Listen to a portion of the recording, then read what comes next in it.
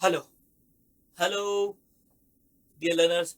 मैं प्रियांशु आप सभी का हार्दिक स्वागत करता हूं आपके अपने इस धाकड़ बैंकिंग परिवार में, जहां आज हम लोग डिस्कस करने वाले हैं सेबी, एसबीआई, आरआरबीज, एलआईसी और अपने पास क्या है आरबीआई से रिलेटेड जितनी भी न्यूज हमारी बनी है पिछले कुछ दिनों के अंदर, उन सबको हम लोग डिस्कस करने वाले हैं। ठीक है, आई होप कि आप सब लोग एकदम मस्त है, बढ़िया है, तंदुरुस्त है। आप सबकी तैयारी जो है काफी अच्छी चल रही होगी और मैं उम्मीद करता हूँ कि आप लोग यहाँ पर कुछ ना कुछ सीख के ही जाएंगे। ठीक है, चलिए तो शुरू करते हैं यहाँ पर अपनी इस क्लास को, जो कि आपके बैंकिंग और फाइनेंस रिलेटेड जो करंट अफेयर है उससे रिलेटेड हमारी क्लास रहने वाली। डन, चलो let's see what is the first news. पहली न्यूज हमारे पास निकल के आती है, Bajaj general insurance roll out special motor cover for defence personnel. क्या हमारे पास सबसे पहला तो कि सर बजाज जो है जनरल इंश्योरेंस उसने क्या किया है, हमारे पास स्पेशल जो है यहाँ पर क्या है मोटर कवर निकाला है। मोटर कवर का मतलब कोई मोटर का कवर नहीं है, तो मोटर इंश्योरेंस की बात कर रहे हैं यहाँ पर। मोटर इंश्योरेंस निकाला है इसके लिए सिर्फ और सिर्फ डिफेंस पर्सनल के, जो डिफेंस पर्सन की जो गाड़ी है उनके लिए यहाँ पर निकाला।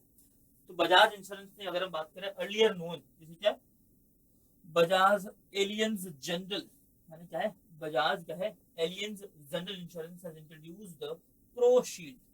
नाम क्या है इस इंश्योरेंस का? इसका नाम है pro shield insurance, a motor insurance package, a motor insurance package built especially around the daily life and the work need of India's defense personnel। तो किसके लिए है?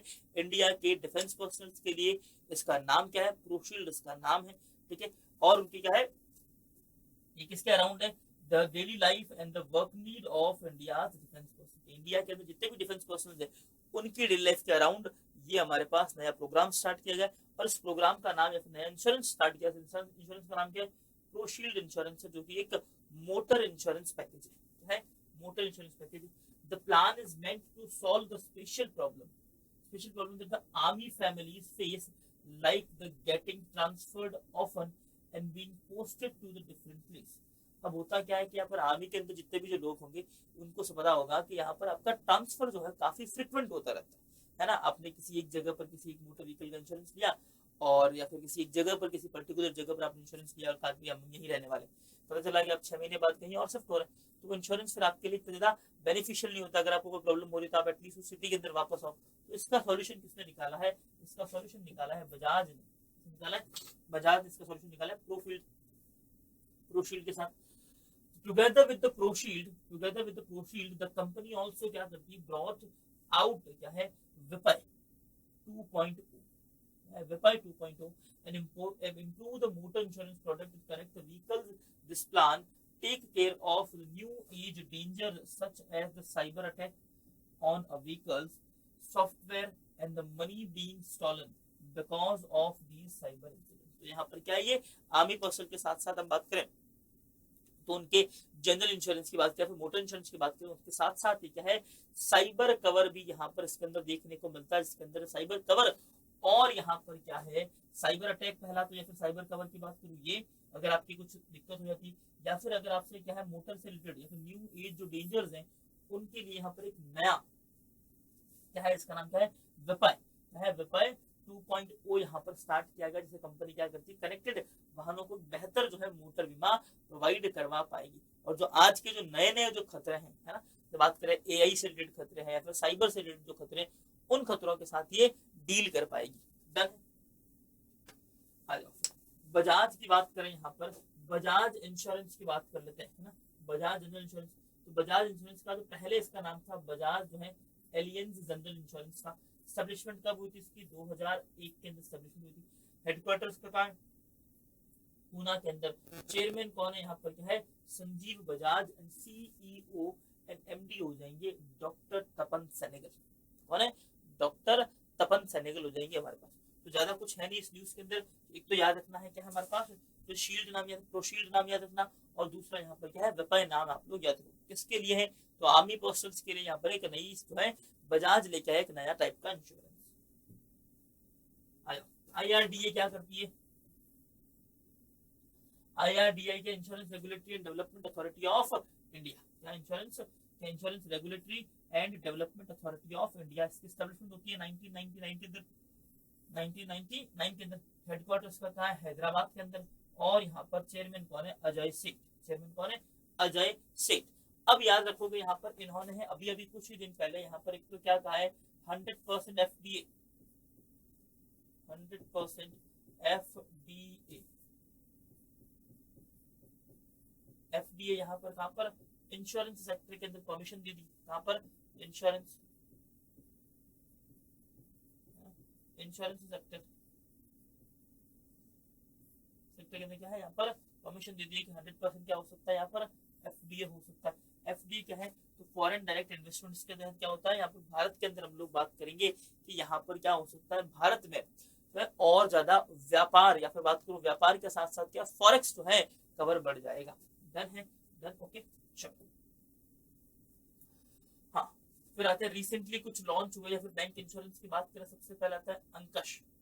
है अंकश या फिर अंकाश की बात करें, इंडिया फर्स्ट जो है मील कार्ड है, इंडिया फर्स्ट क्या है, meal card with the unified payment interface, यानी यूपीआई पेमेंट के साथ आने वाला पहला जो क्या है मील कार्ड क्या हो जाएगा, तो किसने लॉन्च किया है, अंकश ने यहाँ पर लॉन्च किया। फिर आता है एक्सिस फाइनेंस लिमिटेड की बात करें तो जाएगा एक्सिस फाइनेंस दृष्टि, एक्सिस फाइनेंस दृष्टि लॉन्च किया इन्होंने।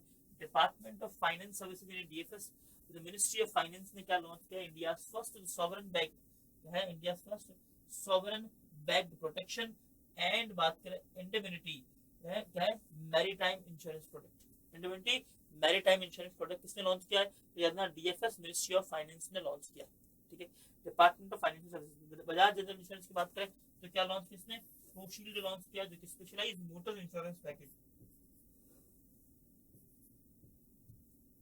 जिसके लिए डिफेंस के लिए, डिफेंस पर्सनल के लिए,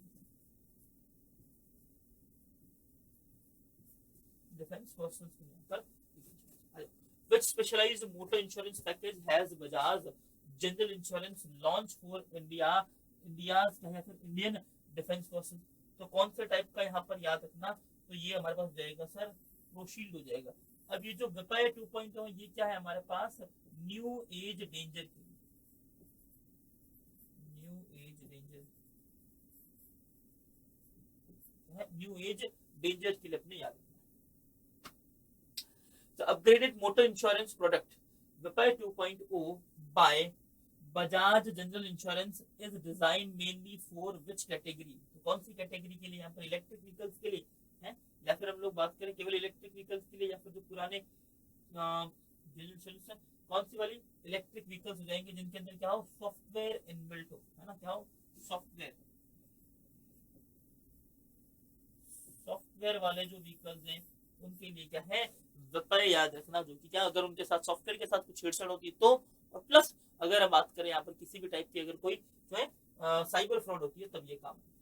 Bajaj general insurance the launcher of the ProShield has its headquarter, and यहाँ बात करें इंडियन सीईओ कौन है, तो याद रखिए देखो मुंबई के अंदर क्या है संजीव बजाज, या फिर पुणे जो है तपन तपन सेनेगल, है ना। तो देखो यहाँ पर आपसे क्या पूछा है, सीईओ पूछा है, तो यहाँ पर हो जाएगा तपन सेनेगल है ना, तपन सेनेगल है। लेकिन यहाँ पर बात करें कि मुंबई के इसका हेडक्वार्टर है और तपन सेनेगल हो जाएंगे इसके कौन, एमडीएन सीईओ। चेयरमैन की बात करें तो कौन है, संजीव बजाज इनके पास है। ठीक है, आ जाओ।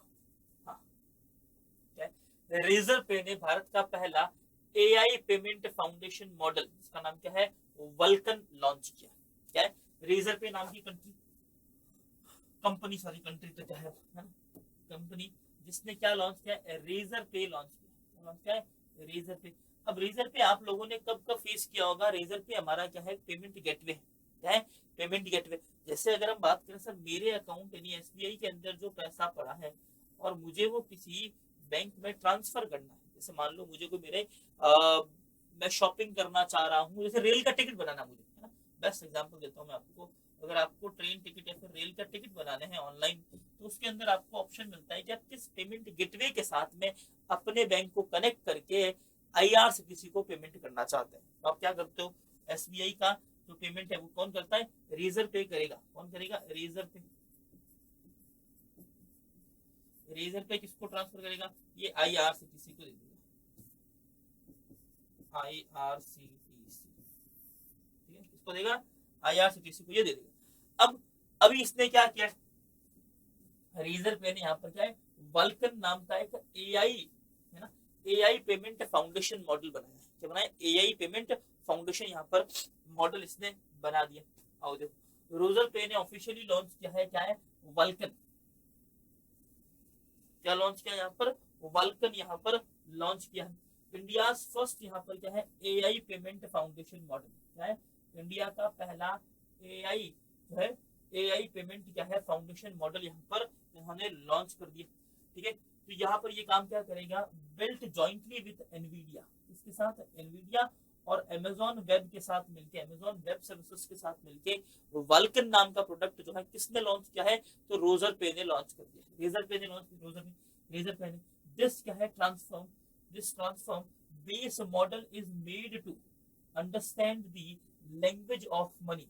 इसके लिए लॉन्च कैसे, ये क्या करेगा, ये जो AI मॉडल है क्या करेगा, understand the language of money. कैसा लैंग्वेज इन मनी, किस भाषा के अंदर बात करें, कहते हैं ना, लोग कहते हैं अपने पास पैसा बोलता है, पैसा बोलता है। तो जो पैसा बोलेगा, पैसा जिस भाषा में बोलेगा, वो भाषा कौन समझेगा, वो यहाँ पर वल्कन नाम का एक AI जो है टूल समझेगा। देखो जिससे जो है ना, instead of just plain text, है ना, प्लेन टेक्स्ट में नहीं, it's aimed at the sharply cut down the fail transaction and fraud across Indian क्या है, कॉम्प्लिकेटेड डिजिटल पेमेंट। तो यहाँ पर ये काम क्या कर रहा है, पैसा बोलता है इन द सेंस, यहाँ पर बताया ये गया है कि जब भी हम लोग क्या करेंगे, पैसे को यहाँ पर हम लोग कहीं पेमेंट करने जाते हैं और अचानक से कई बार ऐसा होता है कि पेमेंट हमारा फेल हो जाता है। अब जब पेमेंट फेल होता है तो उसको पेमेंट फेल क्यों हुआ है, एक तो ये समझना, प्लस यहाँ पर अगर कोई फ्रॉड वाला पेमेंट है तो उसको पहले से यहाँ पर अलर्ट देना कि ये क्या है, फ्रॉड पेमेंट है। तो ऐसा काम कौन करेगी, वल्कन नाम का हमारा जो AI बेस्ड सिस्टम है वो ये सारा काम आपको करके दे देगा। Unlike the older mechanism, the learning model that are trained for the just a narrow task, Vulkan work as a single unified intelligence layer. It has been trained for the 3 trillion data point taken from the 4 billion past transaction. तो इसको क्या है, अब AI model कैसे काम करता है, AI model काम करता है कि हमने एक बार उसको कोई टास्क दिया कि भाई मुझे क्या चाहिए, बैंकिंग के न्यूज चाहिए, मुझे बैंकिंग से रिलेटेड चाहे बैंकिंग अवेयरनेस बता दो, तो वो क्या करेगा, एक बार, दो बार, तीन बार, उसे जितना आप ट्रेन करोगे वो उतना ही अच्छा होता जाएगा। This is the AI model. ठीक है, तो यहाँ पर अपने पास है ना, पास ट्रांजेक्शन कितने दिए इनको, लगभग 4 बिलियन पास ट्रांजेक्शन दिए, और इसको कितने 3 ट्रिलियन डेटा के साथ कैसे ट्रेन किया गया है। ठीक है, आया। हाँ, रोज क्या रेजर पे की बात करें तो स्टैब्लिशमेंट कब होती है, 2014 के अंदर इसकी स्टैब्लिशमेंट हो जाती है। हेडक्वार्टर इसका हो जाएगा बेंगलोर के अंदर, कहाँ है, बेंगलोर के अंदर।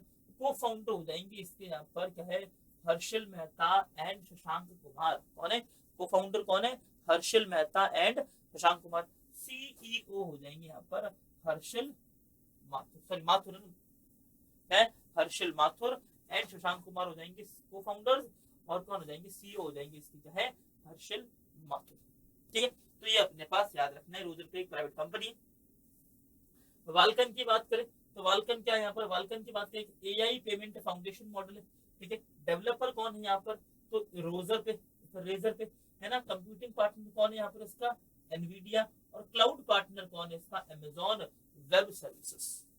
कौन है, अमेजॉन वेब सर्विसेज। नहीं, ठीक है, तो ये अपने लिए फर्स्ट जो है, सबसे पहला काम आप लोग ये करोगे आज, इस चीज को याद करोगे। कौन है, टाइप क्या है इस चिप का, वाल्कन की बात करते हैं। वाल्कन क्या है, AI फाउंडेशन, क्या है, AI पेमेंट फाउंडेशन मॉडल है, क्योंकि पेमेंट फेलियर क्यों होते हैं या पेमेंट के फ्रॉड क्यों होता है, ये सारी चीजें AI से डिटेक्ट करेगा। दूसरा याद रखना कि इसका डेवलपर कौन है, तो खुद जो है रेजर पे। फिर याद रखना इसका कंप्यूटिंग पार्टनर कौन है, चिपसेट किसने बनाया होगा इसका, तो वो एनवीडिया ने बनाया है।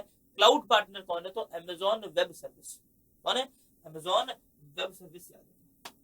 आ जाओ अबाउट एनवीडिया। एनवीडिया की हम लोग बात करें तो एसटीडी की बात करें, एस्टेब्लिशमेंट कब होती है इसकी, एस्टेब्लिशमेंट हो जाती है मार्च 1993 के अंदर। ठीक है, हेडक्वार्टर इसका कहाँ है, सेंटा काला, क्या है, सेंट काला कैलिफोर्निया यूएस के अंदर, सेंट काला कैलिफोर्निया यूएस के अंदर। फाउंडर की बात करें यहाँ पर क्या है, जेनसन हुआंग। कौन है, जेनसन हुआंग हो जाएंगे यहाँ पर इसके फाउंडर। चलो फिर अमेजॉन वेब की बात करें, 2006 के अंदर इसकी एस्टेब्लिशमेंट होती है। फिर बात करें क्या है, पेरेंट कंपनी हो जाएगी अमेजॉन और सीईओ कौन देंगे, मैट जेमन।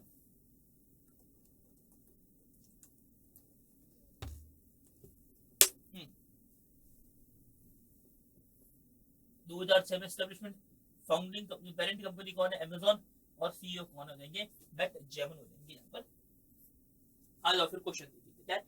हाल ही में भारत के पहले एआई पेमेंट फाउंडेशन मॉडल के रूप में लॉन्च किए गए वाल्कन किस कंपनी ने विकसित किया है। तो देखो यहाँ पर रोजर पे ने इसे बनाया है, किसकी हेल्प से, इनवीडिया की हेल्प से बनाया है ना, और किसके साथ मिलके, अमेजॉन पे के साथ मिलके यहाँ पर काम किया। आंसर तो अपना हो जाएगा फिलहाल तो सी आंसर, बाकी ये वाले भी अपने पास याद रखें।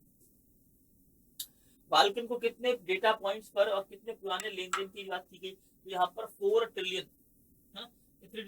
3 ट्रिलियन यहाँ पर ट्रांजेक्शन जो है अगर बात करें, क्या देखो डेटा पॉइंट्स इन ट्रांजेक्शन की बात करें, ट्रांजेक्शन यहाँ पर पुराने, देखो ट्रांजेक्शन क्या थे ट्रिलियन के अंदर थे, ये हो जाएंगे 3 ट्रिलियन एंड यहाँ पे 4 बिलियन ट्रांजेक्शन की यहाँ पर बात, 4 ट्रिलियन डेटा और 3 बिलियन यहाँ पर क्या है ट्रांजेक्शन पॉइंट्स अपने पास याद रखो। रोजर पे बिल्ड करता है Vulcan in the collaboration with the which computing partner and which cloud partner, है ना। तो देखो आ जाएगा Nvidia and Amazon web services, क्या जाएगा Nvidia and Amazon web services. एक और याद रखना कि कई बार क्या होता है ना, हमें ऑप्शन थोड़े से इधर उधर दे देते हैं, जैसे अमेजॉन ने अगर आगे लिखता और एनवीडिया पीछे लिखता तो ये गलत हो जाता है ना। अगर मैं ऐसे किसी दूसरे ऑप्शन के, मान लो यहाँ अमेजॉन लिखा हुआ है, यहाँ अगर मैं एनवीडिया लिख देता तो यहाँ पर ये ऑप्शन मेरा गलत होता, करेक्ट नहीं होता, याद रखना। कॉर्पोरेट मंत्रालय के कॉर्पोरेट मामलों के मंत्रालय ने भारतीय अकाउंटिंग नियमों को बदलने के लिए क्या है अधिसूचित किया है। तो यहाँ पर क्या है, ministry of corporate affairs notify the change in the Indian accounting rules. सबसे पहले तुम लोग बात कर लेते हैं कॉर्पोरेट मंत्रालय, कॉर्पोरेट मामलों का जो मंत्रालय है उसके मंत्री कौन है, तो मंत्री यहाँ पर हो जाएंगे इसके मोटा भाई अमित शाह। कौन है, अमित शाह। अमित शाह फिलहाल यहाँ पर बहुत ज्यादा एक्टिव है।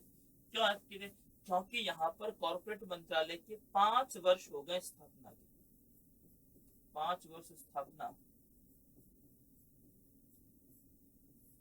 है, स्थापना के कितने 5 वर्ष यहाँ पर हो चुके हैं पूरे, इसीलिए कॉर्पोरेट मंत्रालय जो है काफी ज्यादा एक्टिव यहाँ पर दिखाई दे रहा है।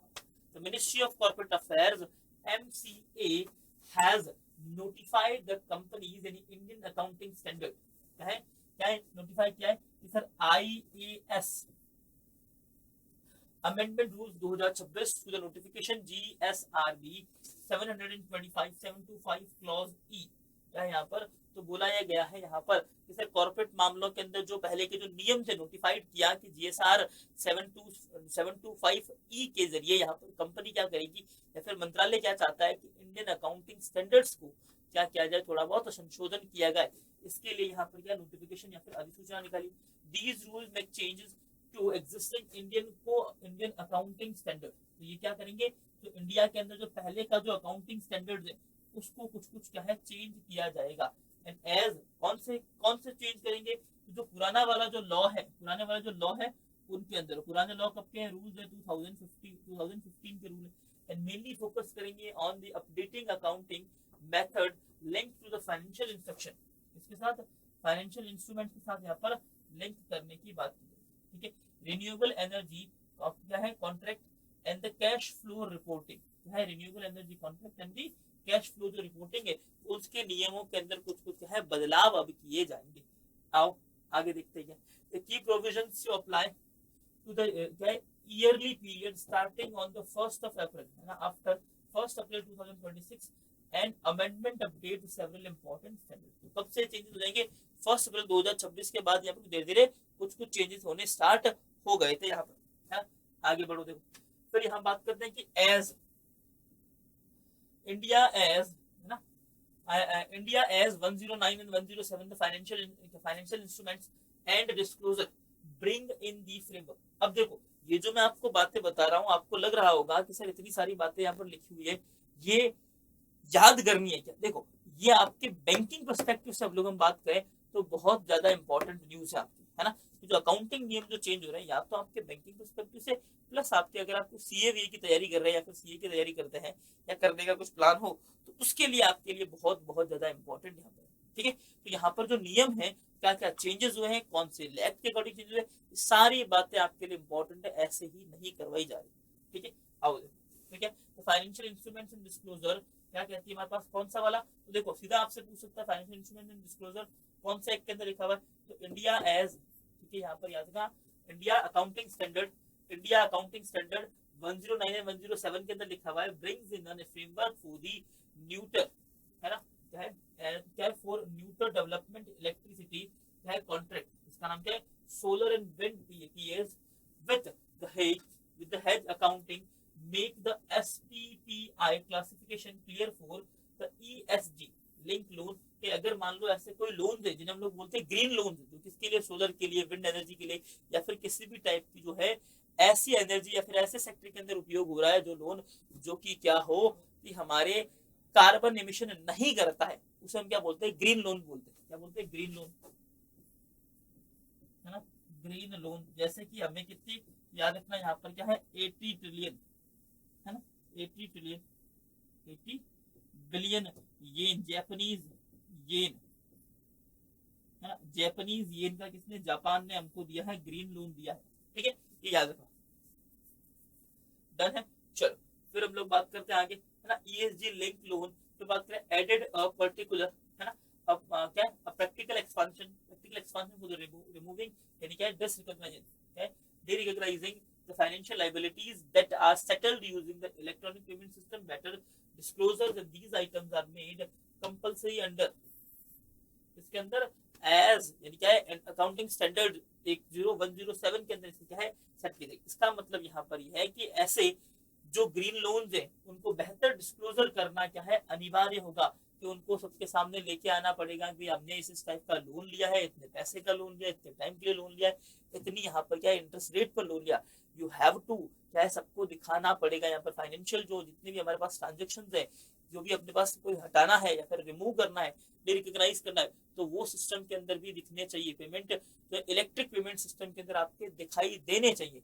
मान लो आपने हटा दिया, चलो दूसरों को नहीं दिख रहा है, लेकिन अकाउंटिंग स्टैंडर्ड जो है उसके अंदर तो वो दिखना ही चाहिए कि हाँ भाई हमने ऐसा कुछ ट्रांजेक्शन स्टार्ट किया था, बट अब इसे हम लोग डिस्क्लोज कर रहे हैं या फिर डी रिकॉग्नाइज कर रहे हैं, वो सिस्टम से नहीं हटना चाहिए।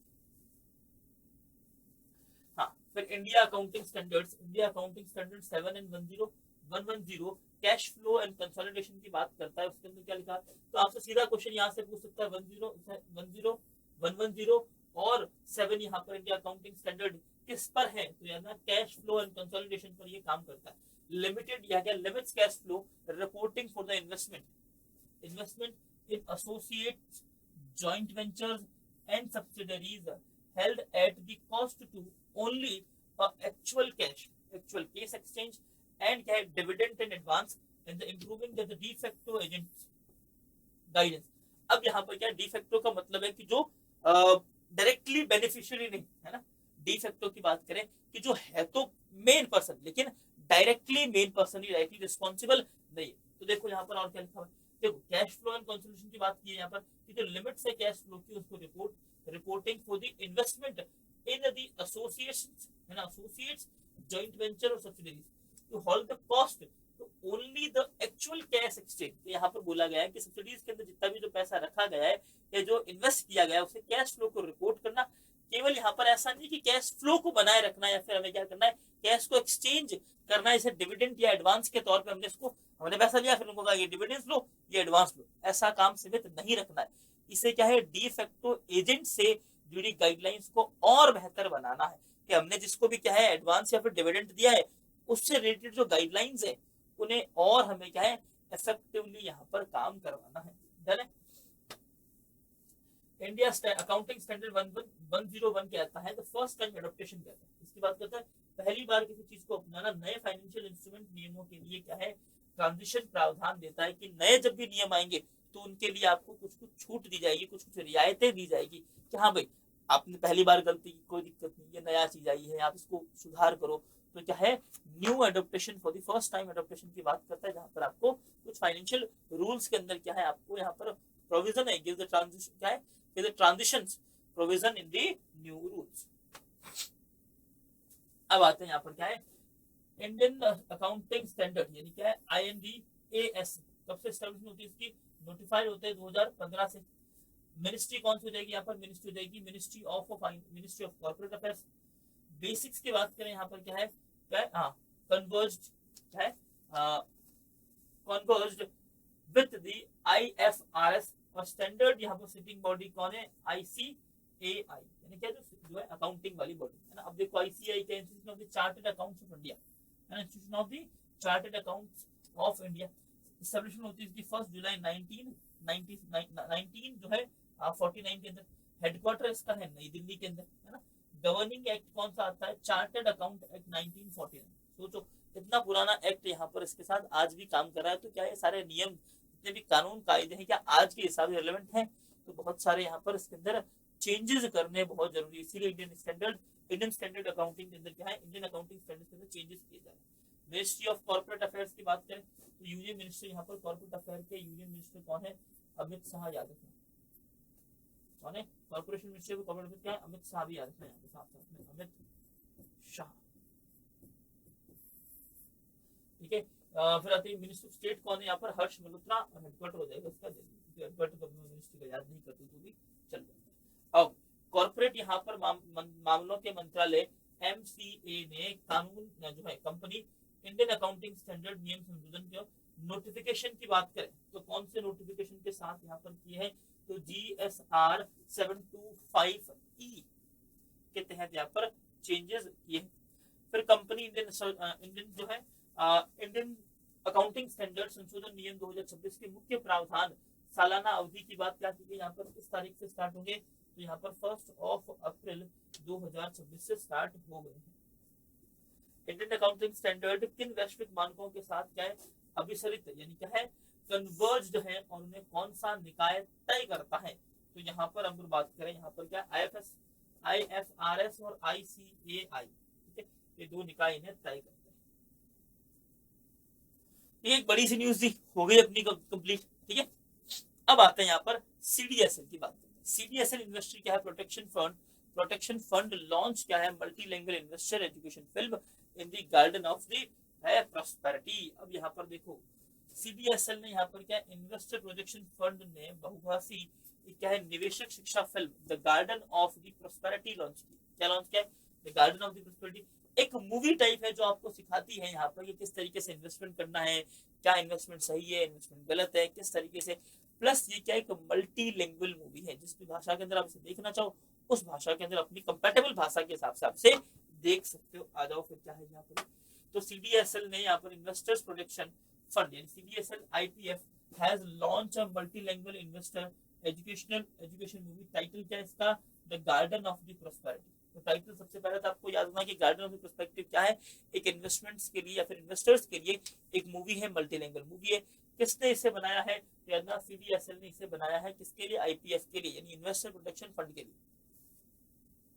ठीक है, in the partnership with the Amar Chitrakanta, इसके साथ के अमर चित्रकथा के साथ इसको क्या है, अमर चित्रकथा। ये तो पेंटिंग्स के तौर पे जो एक मूवी बनाई जाती है उसे क्या बोलते हैं, अमर चित्रकथा के यहाँ पर तौर पे यहाँ पर बनाई गई। कोलैबोरेशन किसके साथ किया, the film has been made with the CDSL IPF in investor education fund नाम CDSL और अलोंग विद द क्या है Amar Chitrakatha which known as its culturally rooted story telling के साथ साथ क्या है कनेक्ट किया गया है किसके साथ, अमर चित्रकथा और यहाँ पर क्या CDSL IPF के साथ। कंसेप्ट और स्टोरी लाइन क्या है यहाँ पर, in the film Akbar and Birbal give the advice to the newly married couples on how to invest their wedding gift.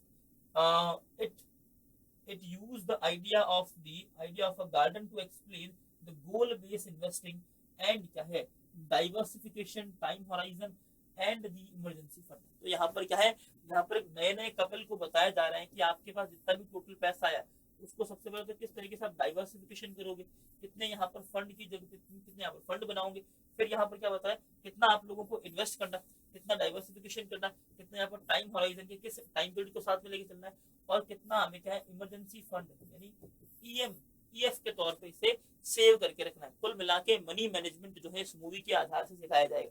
क्या सिखाएंगे, मनी मैनेजमेंट जो है उस मूवी के बेस से यहाँ पर सिखाया जाएगा। मल्टीलैंग्वेज रीच की बात करें तो film is available in 12 languages. कौन कौन सी लैंग्वेज है इतनी इंपॉर्टेंट नहीं है, बट हमारे लिए इंपॉर्टेंट क्या है, यहाँ पर कितनी 12 भाषाओं के अंदर सिखाई जाएगी। इंग्लिश, हिंदी, मराठी, बंगाली, गुजराती, पंजाबी, तमिल, तेलुगु, कन्नड़ और क्या है मलयालम, उड़िया और क्या असमीज के अंदर ये सिखाई जाएगी to close the financial literacy gap access across the both urban and rural. कि यहाँ पर अगर ऐसा समझा जाए कि ऐसा समझते हो अगर आप लोग कि सर शहरों के जो लोग हैं वो काफी ज्यादा क्या है फाइनेंशियल लिटरेट है, फाइनेंशियली लिटरेट है, तो बिल्कुल भी ऐसा मिसकंसेप्शन नहीं रखना है। शहरों में भी लोग क्या है फाइनेंशियली अनअवेयर है, किस तरीके से मनी मैनेज करना है, they don't know that how to manage our money. तो इसीलिए इनको भी क्या है मनी मैनेजमेंट के बारे में सिखाया जाएगा। और ये किसकी तरह सिखाएंगे, एक मल्टी लैंग्वेज फिल्म जो कि 12 भाषाओं के अंदर आने वाली है अमर चित्रकथा के तौर पे। आ जाओ, सेंट्रल यहाँ पर क्या है डिपॉजिटरी सर्विस इंडिया लिमिटेड की बात करें, स्टैब्लिशमेंट कब होती है 1999 के अंदर इसकी स्टैब्लिशमेंट हो जाती है। हेडक्वार्टर क्या है मुंबई के अंदर इसका हेडक्वार्टर है। सीईओ की बात करें नेहा वोरा इसके सीईओ हो जाएंगे। रेगुलेटरी की बात करूं मैं तो यहाँ पर क्या हो जाएंगे सेबी से, यहाँ पर इसका क्या है रेगुलेटरी से कौन करता है, सेबी से रेगुलेट करता है। अमर चित्रकथा की आप बात करें स्टैब्लिशमेंट कब होती है अमर चित्रकथा की, तो होती है 1967 के अंदर। हेडक्वार्टर का इसका मुंबई के अंदर। फाउंडर की बात करें कौन है अनंत पाय, ठीक है। फिर बात करें क्या पेरेंट कंपनी की बात करें एसीके मीडिया, तो पेरेंट कंपनी अपने पास क्या है एसीके मीडिया। फाउंडर कौन है अनंत पाय। हेडक्वार्टर का है मुंबई के अंदर। कब इसकी एस्टेब्लिशमेंट हुई अमर चित्रकथा की 1967 के अंदर इसकी एस्टेब्लिशमेंट हुई। About the investor projection fund की बात करें आईपीएफ की बात करें तो इन्वेस्टर एजुकेशन जो है पर्पस क्या है इसका इन्वेस्टर एजुकेशन एंड प्रोटेक्शन, है ना। जैसे अपने पास याद है आपको सेबी ने एक लॉन्च किया था आप लोगों के लिए परवाह परवाह, है ना, क्या लॉन्च किया था परवाह, यहाँ पर लॉन्च किया था। हम लोग क्या करते हैं आपकी परवाह करते, तो आपके लिए यहाँ पर बताया गया था प्रॉपर कि किस तरीके से हम लोग यहाँ पर क्या है फ्रॉड लोगों से बच सकते हैं, किस तरह के प्रमोटर्स जो है ना या पेड प्रमोटर्स से बचा जा सकता है, ये अपने पास यहाँ पर ध्यान रखने के लिए आपको बताया होगा। आ जाओ फिर मल्टी लैंग्वेज जो है ना यहाँ पर क्या है the garden of the prosperity को सीडीएसएल आईपीएफ ने किस संस्थान के सहयोग से लॉन्च किया, तो अमर चित्रकथा इसके साथ अमर चित्रकथा के साथ इसे लॉन्च किया। हाउ मेनी लैंग्वेजेस की बात करें तो यहाँ पर 12 भाषाएं। अब भाषाएं आपको याद नहीं रहेगी मुझे भी पता है, लेकिन अपने पास याद रखना कि कितने हैं यहाँ पर 12 भाषाओं के जैसे लॉन्च किया गया है। सीडीएसएल की बात करें तो यहाँ पर इसके क्या है कौन इसे रेगुलेट करता है, तो सेबी इसे रेगुलेट करता है। और मुंबई के अंदर इसका क्या है हेडक्वार्टर, मुंबई के अंदर क्या है इसका headquarter.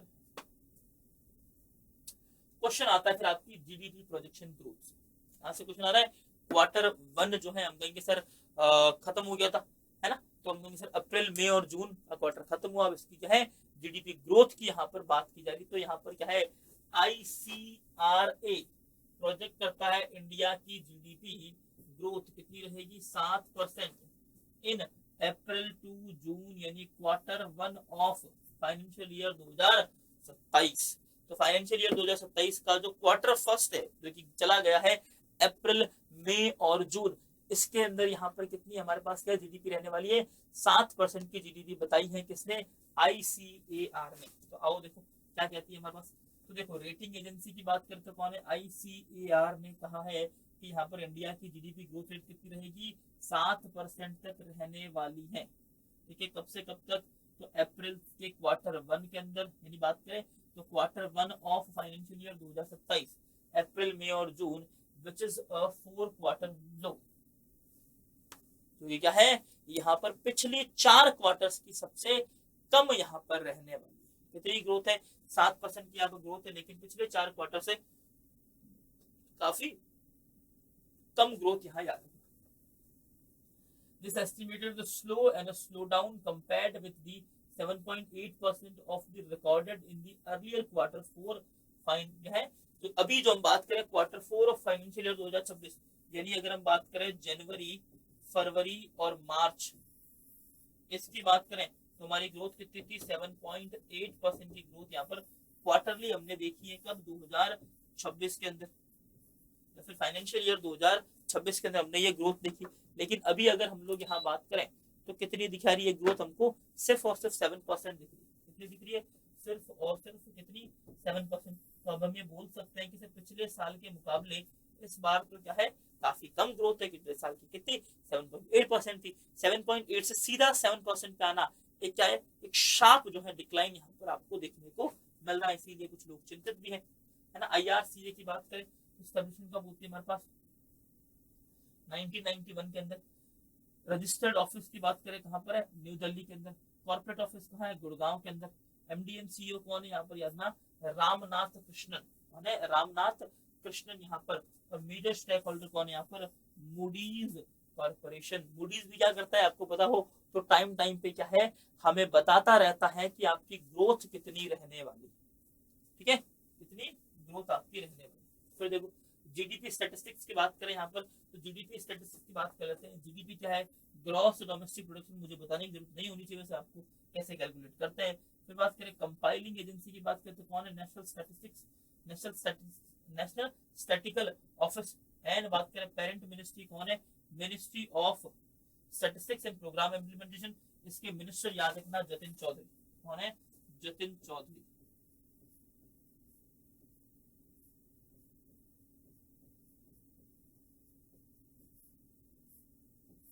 Jatin Chaudhary. Current base year की बात करें तो क्या है, 2011-12 का बेस ईयर लेके चलते हैं। और क्वार्टर 1 का पीरियड कब याद काउंट किया गया है ना, अप्रैल में और जून अपने पास याद रखना, ठीक है। मिनिस्ट्री ऑफ स्टैटिस्टिक्स की बात कर लेते हैं यहाँ पर। मिनिस्टर ऑफ यहाँ पर ये क्या इंडिपेंडेंट जो है कौन है, इंद्रजीत राव, ठीक है।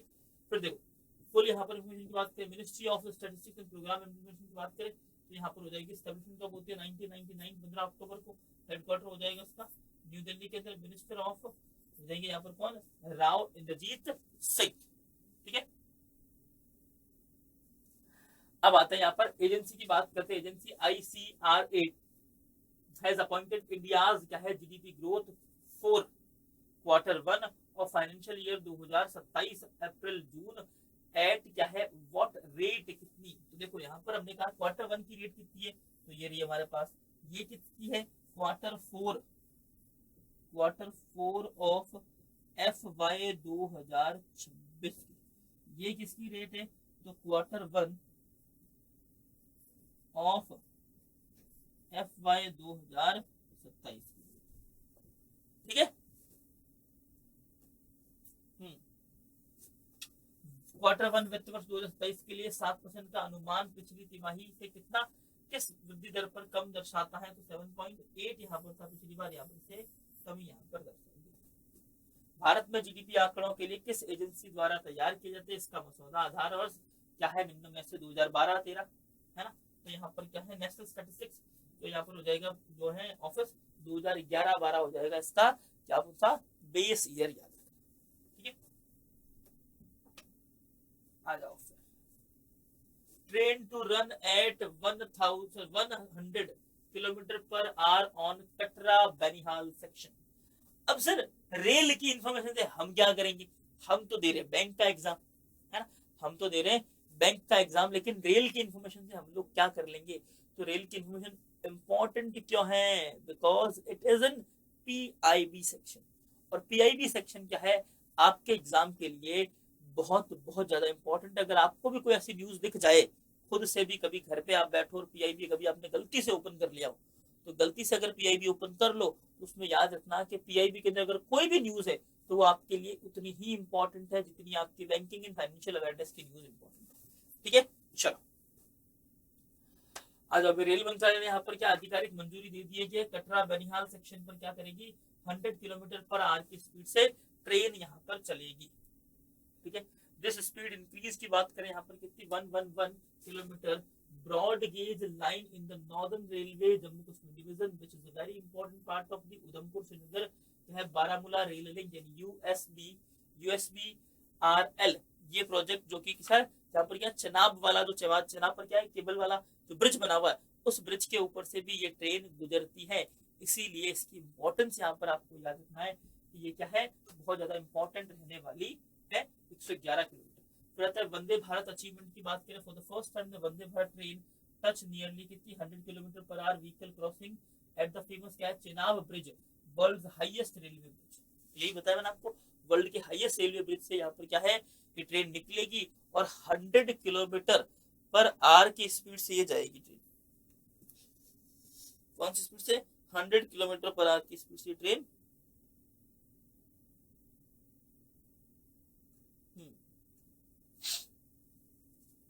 100 किलोमीटर पर आवर की स्पीड से ट्रेन जाने वाली है ना। स्पीड अपग्रेड की बात करें तो permitted speed has been raised from earlier limit, पहले कितनी थी 85 थी। कटरा यहाँ पर क्या है ठीक है इस रूट पर। उससे भी पहले अगर हम लोग बात करें कटरा बनियाल, यहाँ बात करें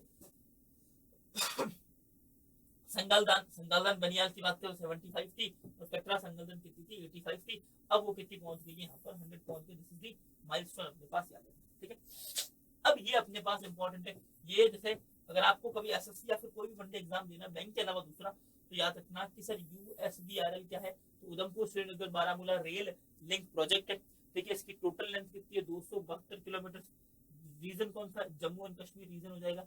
डेडिकेटेड टू किसके लिए? यहाँ पर डेडिकेटेड टू द नेशन कब हुआ था? तो यहाँ पर याद रखना 6 जून 2025 को याद रखना। रेलवे जोन कौन सा जाएगा? Northern railway zone. तो देखो चेनाब ब्रिज की बात कर लेते हैं, तो मोस्ट इंपॉर्टेंट ब्रिज है ना। देखो लोकेशन क्या है जो है रईसी जम्मू कश्मीर के अंदर है। टाइप क्या है? स्टील आर्क यहाँ पर रेलवे ब्रिज हो जाएगा। लेंथ की बात करूं तो कितना 1300 मीटर का ये ब्रिज है। फिर हाईएस्ट कितनी यहाँ पर, हाइट कितनी यहाँ पर, तो 359 metre above the river bed है। रिवर यहाँ नीचे से इस तरह निकल रही है और इसकी जो हाइट है वो कितनी है 359 मीटर, ठीक है। वर्ल्ड का क्या है हाईएस्ट रेलवे आर्क ब्रिज है ना। वर्ल्ड का क्या है सबसे ऊंचा रेलवे आर्क ब्रिज है। इस तरीके से क्या ये ब्रिज बना हुआ है, आर्क ब्रिज इसको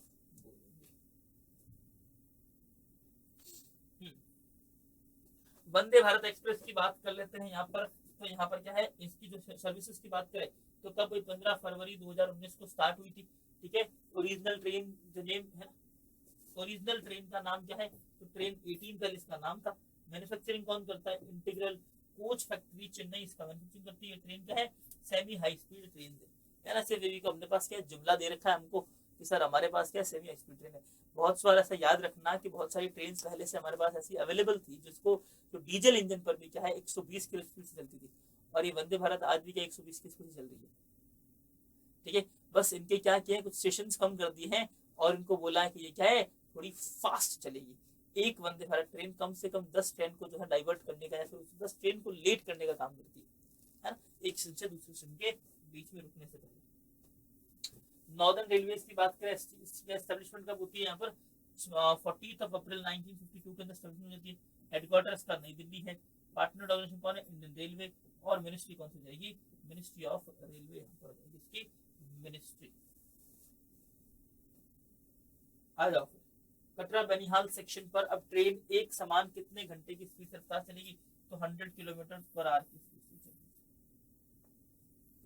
111 किलोमीटर लंबी रफ्तार, 111 किमी लंबी रफ्तार में बढ़ोतरी वाली ब्रॉडगेज लाइन किस रेलवे लिंक पर? उधमपुर श्रीनगर बारामूला रेल लिंक पर ये सिचुएटेड है।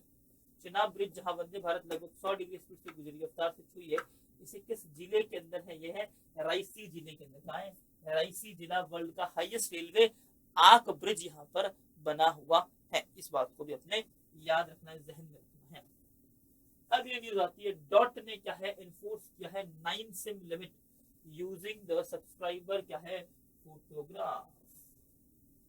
क्या भाई डॉट यानी क्या है डिपार्टमेंट ऑफ टेलीकम्युनिकेशन कम्युनिकेशन ने यहाँ पर क्या कहा है? डिपार्टमेंट इन दूरसंचार विभाग में सब्सक्राइबर की तस्वीरों से 9 सिम की लागू करेगा। कितनी सिम ले सकता है? तस्वीर लेकर हम क्या कर सकते हैं 9 सिम तक यहाँ पर ली जा सकती है। आ जाओ department of telecommunication under the MeitY. Ministry कौन सी आती है यहाँ पर? अंडर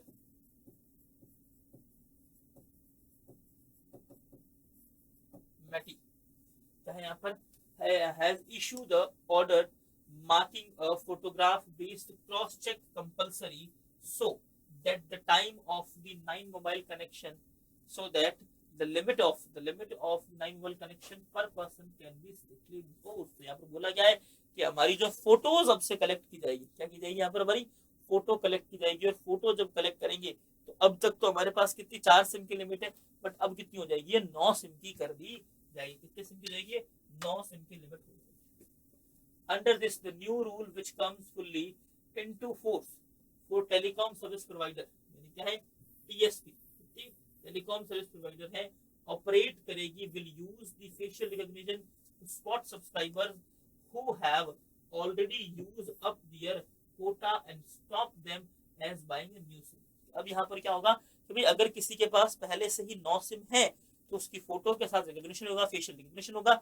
उस फेशियल रिकॉग्निशन के आधार पर क्या करेंगे, हम उसको रोकेंगे कि भाई अब रुक जा, है ना, अब रुक जा, कितनी और सिम लेगा, है ना, इस तरह की यहाँ पर याद रखना है। Enforcement is based on the digital intelligence platform in DIP, a source government, है ना, a source government system that gather subscriber data from all telecom operators, जैसे Jio, Airtel, BSNL, that one place। इन सबको यहाँ पर क्या है, एक जगह पर बुलाएंगे और इन सबसे यहाँ पर बातचीत की जाएगी कि बताइए भाई कितने कितने लोग हैं, कितने कितने सिम्स ले रखी है आप लोगों से, और अगर किसी ने 9 सिम ले लिए तो उसको हम लोग इन्फॉर्म करेंगे, उससे आगे सिम नहीं दी जाएगी, है ना, इसकी सारी यहाँ पर बातें। बट ये किस पर होगा, फेशियल रिकॉग्निशन के तौर पे यहाँ पर इसे एस्टेब्लिश किया जाएगा। ब्लैक लिस्टेड डिपॉजिटरी की बात करें, from August 23 2026 the DOT will upload the representative images, यानी कि KYC photos of every subscriber who currently hold 9 or more connection in DIP।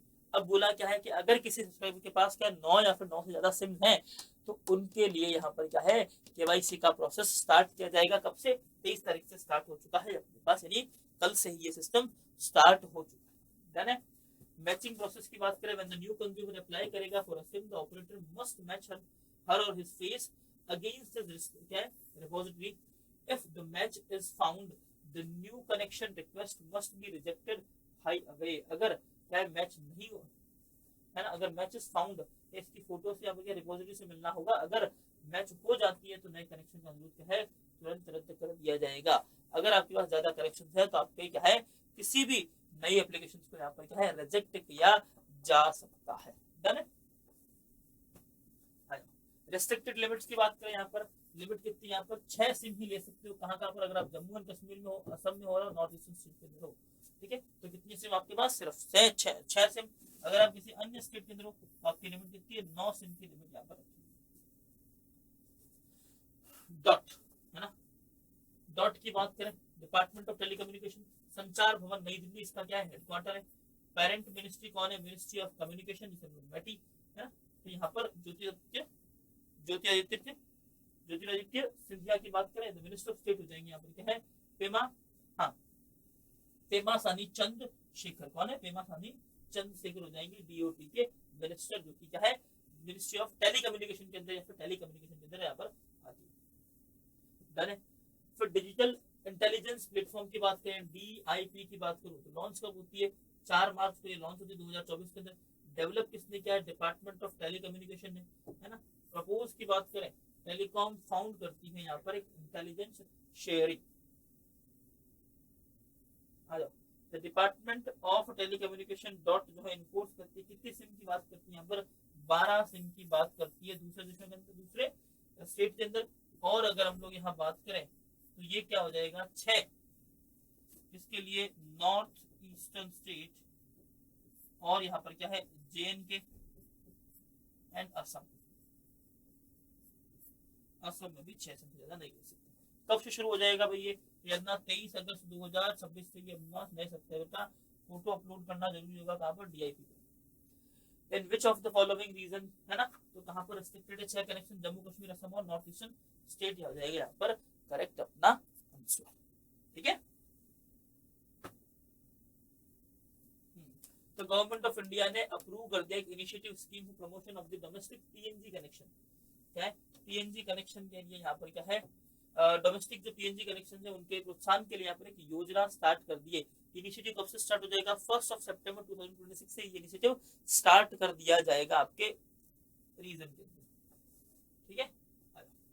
The government of India has approved the incentive scheme for the promotion of the domestic PNG connection which will be effective from the 1st of September 2026। तो PNG connection जो आपके घर की gas है ना, उसकी बात कर रहे हैं यहाँ पर। Ministry of petroleum and natural gases यानी हो जाएगा सर यहाँ पर हरदीप सिंह पुरी, हरदीप सिंह पुरी है ना। इनको अगर हम बात करें, इन्होंने क्या स्टार्ट की scheme to speed up the use of the clean cooking fuel by directly rewarding the city gas distribution. किसको रिवॉर्ड करेंगे? सिटी गैस डिस्ट्रीब्यूशन को रिवॉर्ड करेंगे। The companies for the training for turning the unbilled और inactive household connection to activate और bill one. जैसे क्या है, बहुत से घर ऐसे हैं जिनके मीटर लगे हुए घर के अंदर, उन्होंने कर दिया बाहर से लॉक और चले गए कहीं घूमने, है ना। अब ये होता है कि उनका फिर बिल बन ही रहा बिल। तो यहाँ पर क्या है, उन घरों को डिटेक्ट करना या फिर उन घरों को यहाँ पर क्या है टारगेट करना जो उनके बिल नहीं बन रहे हैं, और याद रखना साथ साथ में अपने सर कि यहाँ पर उनका बिल बनाना प्लस नए नए लोगों को यहाँ पर और ऐड करना भी इसी इनिशिएटिव के अंदर शामिल है ना। The incentive mechanism for every new bill domestic PNG connection added to the fix threshold, यानी क्या है सीजीडी कंपनी क्या है get an extra allocation of 200 standard cubic meters of the cheaper domestic produced gas। अब इनको क्या है, इनके लिए क्या कहा प्रोत्साहन कैसे देंगे इन कंपनीज को जो क्या है डोमेस्टिक गैस या फिर पीएनजी डोमेस्टिक गैस के कनेक्शन देती है, उनको यहाँ पर क्या है तय सीमा के ऊपर जो जोड़े गए हर नए बिल पर क्या है पीएनजी कनेक्शन के लिए आपको क्या है सीडीजी कंपनी को देश में बनी सस्ती गैस का 200 स्टैंडर्ड यहाँ पर क्या है क्यूबिक मीटर अतिरिक्त हिस्सा आपको दिया जाएगा। मतलब आपको क्या है गैस ज्यादा दी जाएगी। जब आप गैस ज्यादा दोगे तो ज्यादा बेचोगे तो आप क्या है ज्यादा पैसा कमाओगे। फाइनेंशियल बेनिफिट्स की बात करें, यहाँ पर उनको एक्स्ट्रा एलोकेशन मिलेगा। Low cost domestic gas take the place in the costly and the important क्या है लिक्विफाइड नेचुरल गैस। एलएनजी का भी यहाँ पर क्या आपको थोड़ी सी सस्ती पड़ेगी, है ना। Companies currently buy for their transport in क्या CNG segment this swap bring down to their overall input cost. तो यहाँ पर क्या है अभी फिलहाल क्या होता है कि जो घरेलू गैस है वो उनको थोड़ा कुछ हिस्सा अगर आपको उनका एक्स्ट्रा लेना होता है थोड़ा सा महंगा पड़ता है। आने वाले समय में अगर ये अच्छा काम करते हैं तो हो सकता है कि शायद इनको जो है एलएनजी और सीएनजी का जो सेगमेंट है वो भी थोड़ा थोड़ा सस्ता कर दिया जाए इन लोगों को बेनिफिट, है ना। ड्यूरेशन कितनी यहाँ पर इस स्कीम की तो 6 महीने तक ये कंटिन्यू रहेगी, उसके बाद बंद कर दी जाएगी। करंट स्टेटस की बात करें एज ऑफ डेट है ना 2026 की बात करें, अगस्त 2026 की बात करें तो इंडिया के पास रफली कितने 1.74 करोड़ यहाँ पर क्या डोमेस्टिक पीएनजी कनेक्शन, कितने डोमेस्टिक पीएनजी यहाँ पर क्या है कनेक्शन है। कंज्यूमर बेनिफिट्स की अगर हम लोग यहाँ बात करें तो क्या है the push is aim to moving the more क्या है families away from the LPG cylinders. अब क्या यहाँ पर कहा जा रहा है कि हम ये चाहते हैं कि ज्यादा से ज्यादा फैमिलीज जो है एलपीजी सिलेंडर से दूर रहें, ठीक है।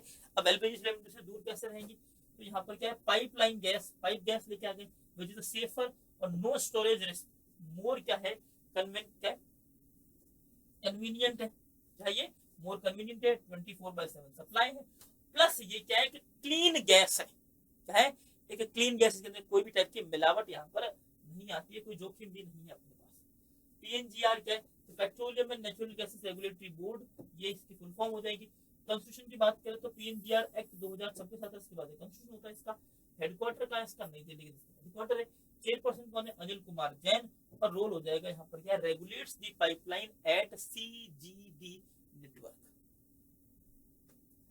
फिर आता है की सेक्टर्स की यहाँ बात करें तो क्या की सेक्टर्स इन एब्रोविएशन की बात करें तो पीएनजी क्या है पाइप्ड नेचुरल गैस, क्या है पाइप्ड नेचुरल गैस। सीएनजी क्या है कंप्रेस्ड नेचुरल गैस, ठीक है। लिक्विड नेचुरल गैस यानी एलएनजी। सीजीडी क्या सिटी गैस डिस्ट्रीब्यूशन, और एससीएम क्या है स्टैंडर्ड क्यूबिक मीटर, ठीक है। एससीएम क्या है स्टैंडर्ड क्यूबिक मीटर अपने पास याद रखिए। Ministry of petroleum and natural gases है ना हरदीप सिंह पुरी, और हो जाएंगे मिनिस्टर ऑफ स्टेट कौन रहेंगे यहाँ पर सुरेश गोपी।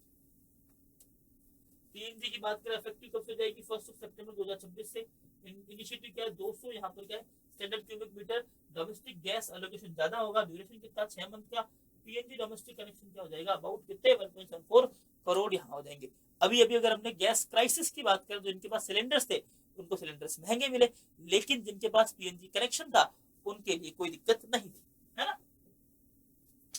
आ जाओ फिर घरेलू यहाँ पर क्या पीएनजी कनेक्शन को बढ़ावा देने के लिए प्रोत्साहन योजना कब से शुरू हो रही है? 1 सितंबर 2026 से स्टार्ट की जा रही है। Under the initiative mechanism how much additional domestic gases does CGD company get the every new bill connection added by threshold, है ना? कितने यहाँ पर बात करें तो यहाँ पर 200 standard cubic metre. Which ministry launch करती है the PNG initiative scheme and approximately how many domestic PNG connections did India have as of late 2026? तो यहाँ पर कितने 1.74 करोड़। डन है, ठीक है। और यहीं पे अपनी ये क्लास होती है, ठीक है। आज की इस क्लास के अंदर इतना ही और मिलते हैं अपनी नेक्स्ट क्लास के अंदर। Till then bye bye.